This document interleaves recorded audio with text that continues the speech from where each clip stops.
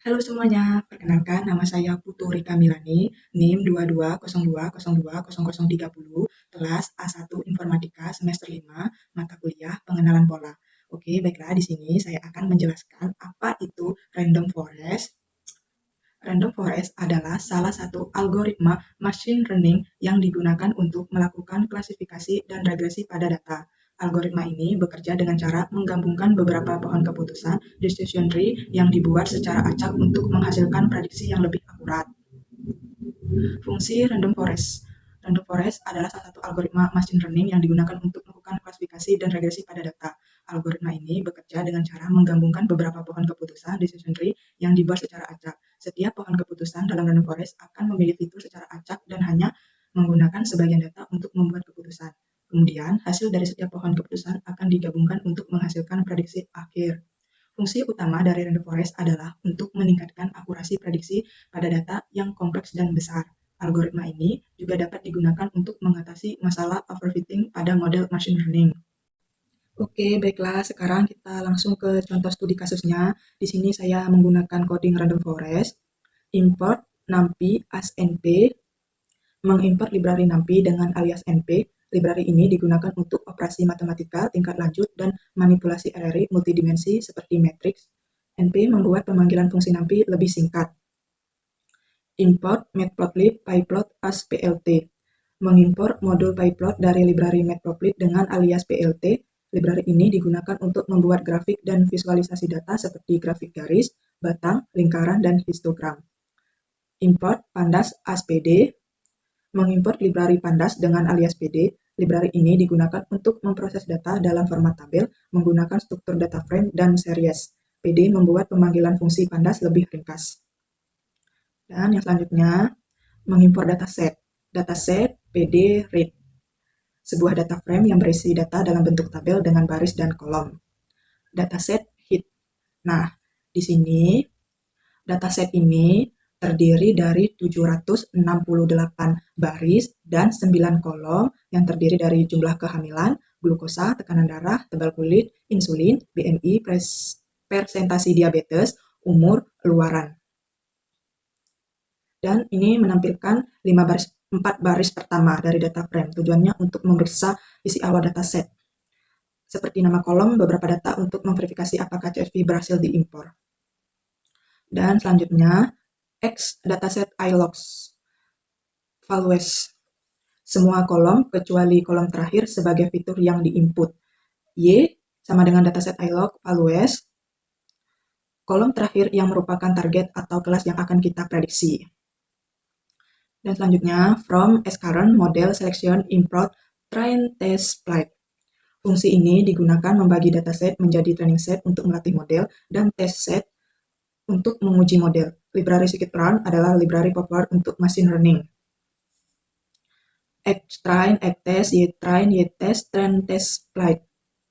Train test flight membagi data X fitur dan target Y label. Xtrain data fitur untuk melatih model, Xtest data fitur untuk menguji model, Ytrain target yang sesuai dengan Xtrain, Ytest target yang sesuai dengan Xtest.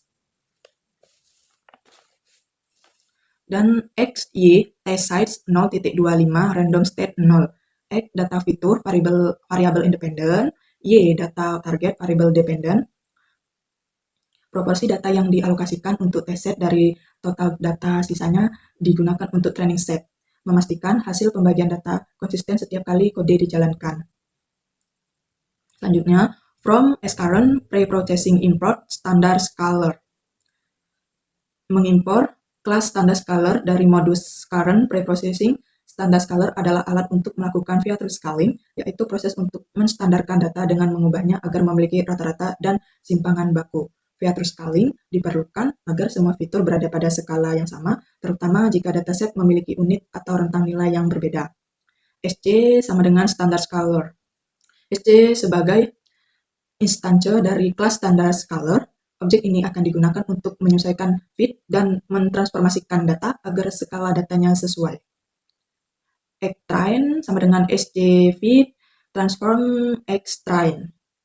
Fit transform menghitung rata-rata dan simpangan baku dari data Xtrain. Transfer menggunakan nilai min dan simpangan baku yang sudah dihitung untuk mengubah data Xtrain agar standarisasi. Selanjutnya ini ECTEST sama dengan SC transform ECTEST. Transformasikan data ECTEST menggunakan min dan simpangan baku yang telah dihitung dari Xtrain. Karena test set harus menggunakan parameter yang sama dengan training set. Dan selanjutnya, from scikit ensemble import random forest classifier. Kelas random forest classifier dari modul scikit ensemble. Random forest adalah algoritma machine learning berbasis ensemble yang menggabungkan beberapa decision tree untuk menghasilkan model yang lebih akurat dan robust. Sering digunakan untuk klasifikasi karena memiliki kemampuan menangani data yang kompleks dan mencegah overfitting. Classifier sama dengan random forest classifier n estimator 500, criterion entropy random state 0. Instance classifier yaitu model random forest dengan parameter tertentu. N estimator 500 menentukan jumlah decision tree yang akan dibuat dalam model random forest. Dalam hal ini, 500 pohon akan digunakan. Kriterion entropi digunakan untuk mengukur kualitas split pada setiap node dalam decision tree. Entropi menggunakan information agent sebagai metrik pemisahan split. Random state menetapkan seed untuk pengacakan data agar hasil model konsisten setiap kali kode dijalankan. Classifier fit, Xtrain, Ytrain. Fit melatih train model random forest menggunakan data Xtrain fitur training dan Ytrain target training. Model akan membangun 500 pohon sesuai nilai N estimator berdasarkan subset acak dari data training. Setiap pohon akan mempelajari pola hubungan antara Xtrain dan Ytrain. Hasil akhirnya model yang siap digunakan untuk membuat prediksi. Selanjutnya, memprediksi hasil test set, YPRED, classifier, predict, ECTEST. Classifier predict digunakan untuk memprediksi label kelas dari data baru berdasarkan model yang telah dilatih sebelumnya.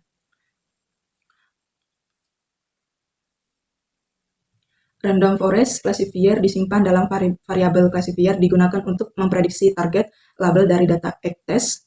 ECTEST data fitur dari test set yang sebelumnya tidak digunakan saat melatih model. Model menggunakan pola yang dipelajari dari Xtrain dan Ytrain untuk memprediksi label dari ECTEST. Ypred menyimpan hasil prediksi, yaitu array yang berisi label kelas yang diprediksi untuk setiap baris dalam ECTEST. Langkah ini bertujuan untuk menguji kemampuan model dalam memprediksi hasil pada data baru. Prediksi ini akan dibandingkan dengan Y-test label sebenarnya dari test set untuk mengevaluasi performa model. Dan yang selanjutnya, membuat conversion metric.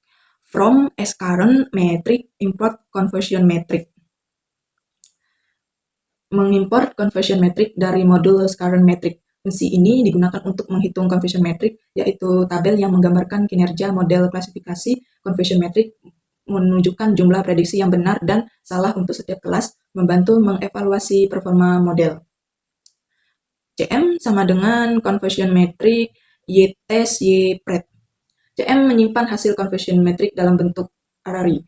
Menghitung conversion metric dengan membandingkan Y-test nilai sebenarnya Ypred nilai yang diprediksi oleh model. Print conversion metric. Conversion metric Y-test Ypred. Menampilkan hasil conversion metric ke layar. Conversion metric adalah teks yang memberikan konteks pada output yang akan dicetak. Dan ini conversion metricnya 115 TN true negatif, model memprediksi negatif dan data benar negatif. 15 FP false positif, model memprediksi positif tetapi data sebenarnya negatif. 27 VN false negatif, model memprediksi negatif tetapi data sebenarnya positif. 35 TP true positif, model memprediksi positif dan data benar-benar positif. Yang selanjutnya, from scikit metric import conversion metric display. Kelas conversion metric Y display dari modul scikit metric. Kelas ini digunakan untuk membuat visualisasi conversion matrix. Conversion metric display from prediction Y-test Ypred. From prediction membuat visualisasi conversion metric. Y-test nilai aktual Ypred nilai yang diprediksi oleh model. PLT-SAW digunakan untuk menampilkan plot atau visualisasi di layar. Fungsi ini berasal dari library matplotlib. Dan selanjutnya, from as current metric import akurasi skor